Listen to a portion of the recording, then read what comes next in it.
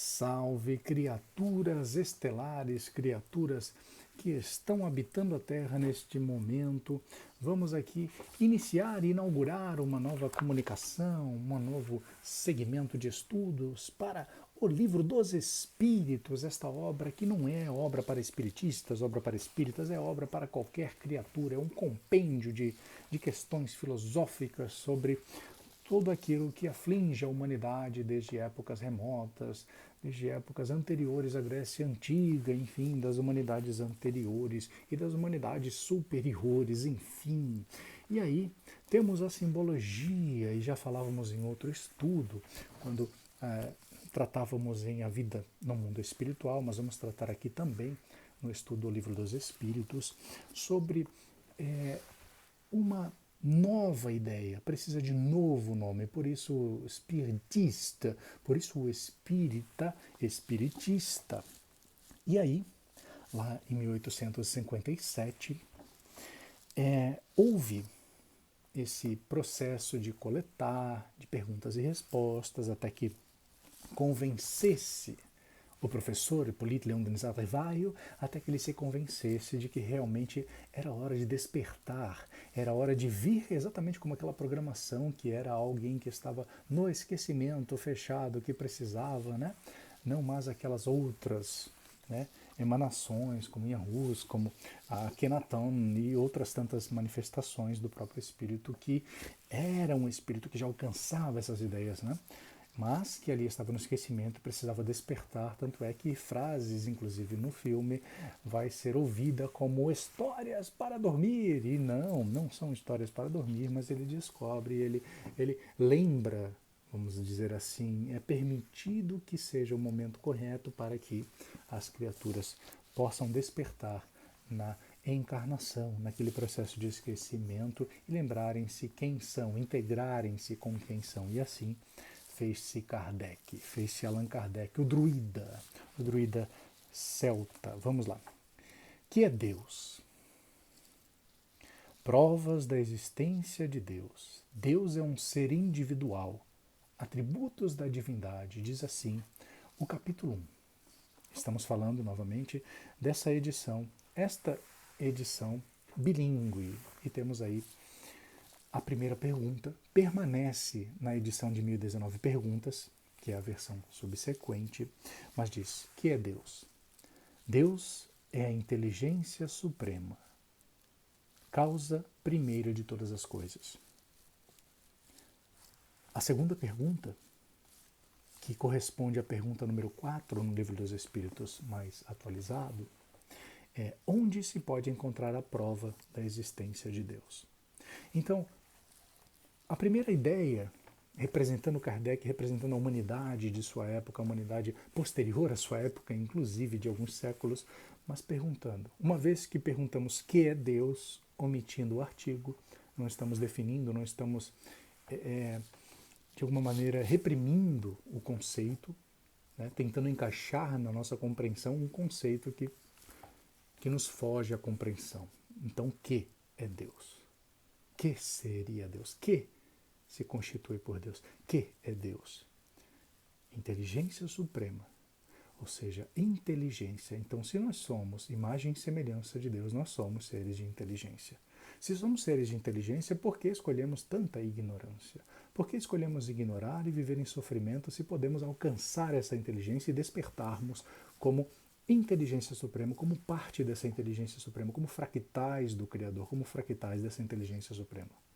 Inteligência suprema não quer dizer de saber manipular informações rapidamente somente, mas quer dizer de compreender as leis que são cósmicas e saber utilizá-las de acordo com a necessidade das criaturas que nos cercam diante da nossa evolução.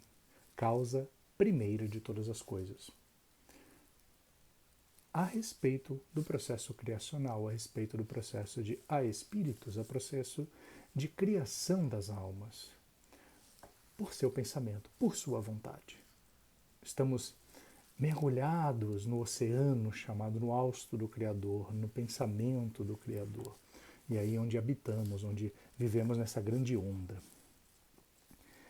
Já a respeito dessa segunda pergunta, onde se pode encontrar a prova da existência de Deus, a resposta é: num axioma que aplicais às vossas ciências, não há efeito sem causa. Tudo precisa ter uma causa. Ou seja, não adianta nós tratarmos, por exemplo, aquilo que tem efeito, aquilo que é o efeito, e não a causa em si. E nós só tratamos efeito quando estamos mergulhados na densidade. Nós queremos tratar aquilo que aconteceu. Nossa, fui acometido por determinada problemática, fui acometido por determinada dificuldade, fui acometido por determinada doença, fui acometido por Nossa, mas que falta de compreensão. Voltamos à pergunta número 1. Inteligência Suprema, somos herdeiros da Inteligência Suprema, somos partes fractais da Inteligência Suprema. Vamos utilizá-la?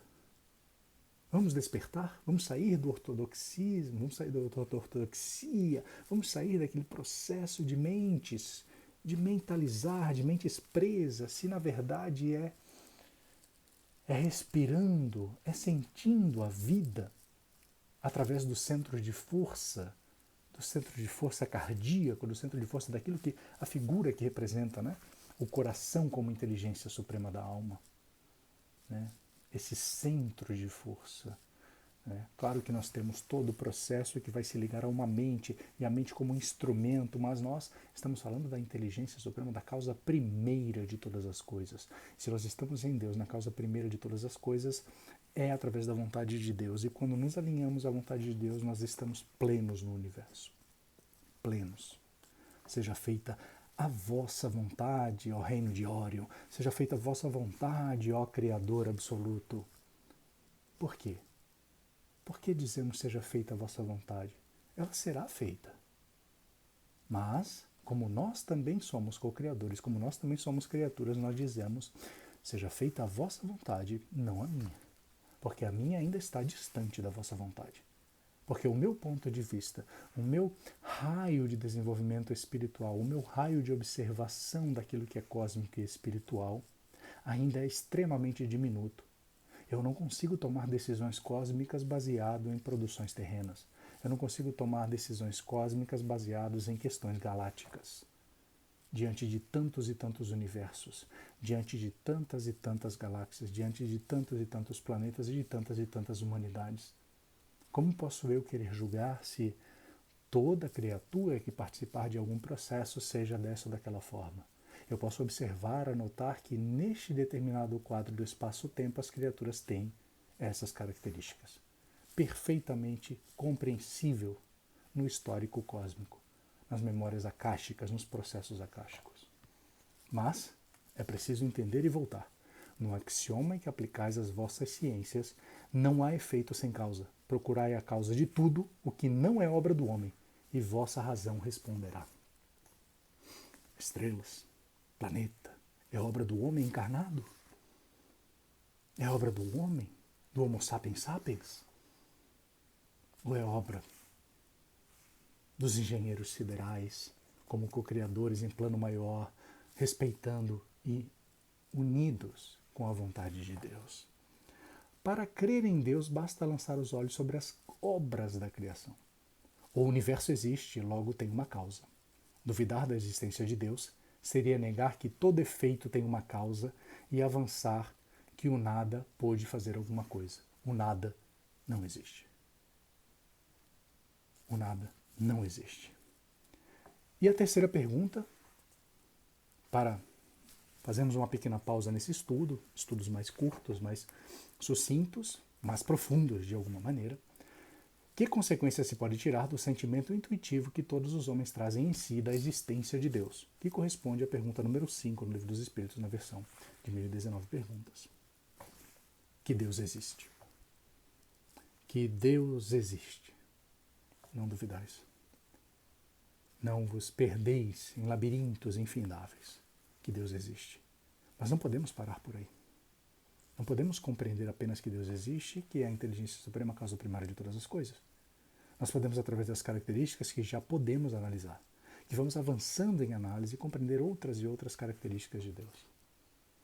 Podemos viver, respirar em Deus. E assim nos alinharmos à harmonia geral cósmica.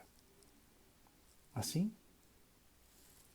saudações e até o próximo estudo.